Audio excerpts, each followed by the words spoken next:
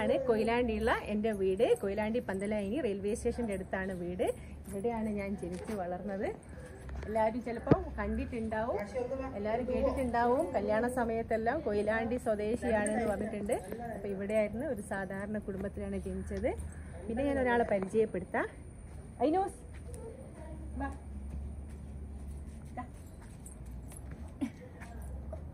ഇതാണ് ഇവിടെയുള്ള ഏറ്റവും ചെറിയ ആള്, ഏട്ടൻ്റെ മോളാണ്. അതിനു ഹായ് പറ, ഹായ് പറ, പറഞ്ഞ ഹായ്.